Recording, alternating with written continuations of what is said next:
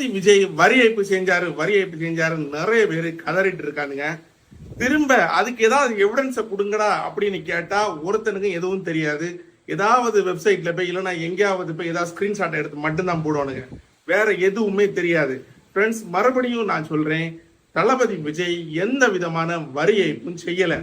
அது மட்டும் இல்லாம உடனே காருக்கு வரி கட்டல அப்படின்னு சொல்றாங்க. காருக்கு வரி கட்டாம இருக்கல, வரி விலக்கு கேட்டு வழக்கு தொடுத்ததே விஜய் தான். அரசாங்கம் விஜய் மேல வழக்கு தொடுக்கல, விஜய் தான் கவர்மெண்ட் சட்டத்தை நாடினாரு. நான் கட்ட போற வரி சட்டத்துக்கு உட்பட்டதா, இந்த வரியை விலக்க முடியுமா அப்படின்னு போயிருந்தாரு. அதுக்கு ஒரு விமர்சனம் வச்சாரு முதல்ல பார்த்த ஜட்ஜு. அதுக்கப்புறமா மதராஸ் ஹைகோர்ட்ல மேல்முறையீடு செஞ்சதுல அந்த விமர்சனத்தை அவர் மேல இருந்து எடுத்துட்டாங்க.